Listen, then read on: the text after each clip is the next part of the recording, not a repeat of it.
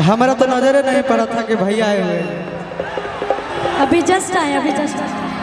भैया दो शब्द तो कुछ कहिए। हेलो।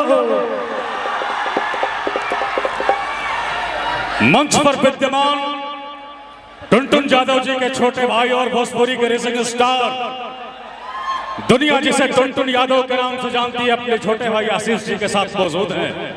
और मैं तो ब्याह जी से अनुमोदन करता हूं, क्या है तो गर्दा उड़ा दीजिए ऋषि जी। दीपू रावत जी के दर पे मगही के सबसे बड़का सुपरस्टार आशीष यादव जी आप सबके बीच में आए हैं, और खास करके हमारा जिला में आयल बड़े। हर की सब जिला खाली भोकेला, हमार जिला यार ठोकेला। बाकी आशीष जी गाएंगे, हम कुछ देर बाद आएंगे। बहुत बहुत सा आभार, धन्यवाद। खुशी कक्कर जी गा रही हैं, भोजपुरी के सुपरस्टार गायिका। ऐसे बीच दिलकश एंट्री आशीष जी की हुई, टुनटुन जी पधारे, सभी का शानदार स्वागत दीपू रावत जी के दर पे। क्योंकि वो दौर न रहा, जमाना बदल गया, प्यार करने वाला बेवफा निकल गया। आज कौन समझाए जमाने में अब किसे, अब तो ऊपर वाला खुदा भी जालिम बन गया। जिले के छोटे छोटे तू चारों ओर छैले रहा, आयु पिया बिहार के हिलैले रहा, कि जवन बोले यो के गोली से अरे मारत चला, कि राजा रंगदार तू झारत चला।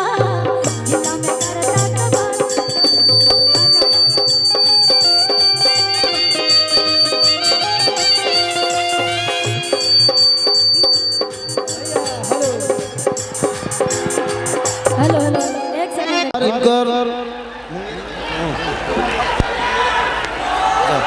जमुई जिला जरूर है, लेकिन गीत गौनई के साथ साथ इतना ही व्यवहारिक छोट भाई हमार है कि एक बार जब मिल ले ना आशीष के हो जाला जरूर। बड़ी व्यवहारिक इंसान, गीत गौनई सुन के सब नौजवान भाई लोग आप सब प्यार दहिला, आशीर्वाद बरसाइला। वो प्यार में ही आज अपने गार्जियन अरुण चाचा के देश पर, बड़का भैया दीपू रावत भैया के देश पर, आज बाबा के तृतीय पुण्यतिथि पर अज्ञाओं में आज भाई आइल बड़न। एक बार तने हाथ उठा के ताली बजा करके स्वागत कर दो आशीष यादव जी के। बस इतने कहूं कि आए हैं तो काटेंगे। एक रात तुम्हारी बस्ती में जब डिम्पल सिंह जी भोजपुरी की अभिनेत्री की अगुवाई हो और भोजपुरी जगत की अभिनेत्रियों का जमौड़ा लग जाता है अज्ञाओं में, साथ ही साथ इस कार्यक्रम में घर का घरौंदा बनकर गोलू राजा एक परिवार के सदस्य के रूप में खड़ा रहता है। चंदन यादव भाई एक भाई के रूप में खड़ा रहता है। जब पवन राजा अपने परिवार जान करके एक पैर पर खड़ा रहते हैं, तमाम कलाकार परिवार में आए हैं। वही अपनापन, वही समर्पण, वही आस्था। जैसे गीता रानी जी भोजपुरी के मशहूर कलाकारा में से एक हैं, बबीता सागर जी का अपना अंदाज है, छोटे बाबा हैं, शत्रुघ्न यादव जी के पूरी टीम है, रितेश भाई का साउंड है। तो ये मंच माइक हवाले करता हूँ आशीष यादव को। यदि आप सभी कस करके हल्ला कर देंगे तो एक लाइन कहूंगा छोटे भाई के लिए। मैं कभी कभी कहता हूं कि प्रोग्राम में चलोगे मेरा भाई आशीष, तो बोलते हैं कि भैया बड़ी मेहनत लगो हो जी, प्रोमो तो नहीं कैसे कर रहा हूं तू गोलू भाई। तो हम कहने की प्रोग्राम में जाए लगभग भाई गलती ना नो, तो वो अलग एगो अपनापन हो जाला। तो वही अपनापन में गीत संगीत कुछ ऐसा गावा जौना गीत के सब लोग प्यार दिले बा। एगो लाइन कह के ई मंच माइक हवाले करो तनी कि आए हैं तो काटेंगे।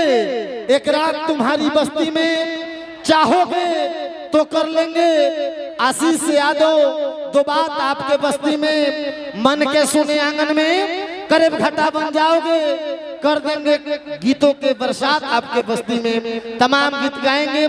मंच पर भोजपुरी की सुपरस्टार गायिका खुशी कक्कड़ जी हैं, सुधीर भैया हैं, बिरहा के खलनायक। वैसे कलाकार को मैं सभी कलाकार से बारी बारी प्रेजेंटेशन करूंगा। अभी सुनते हैं आशीष भाई आप सबों के बीच में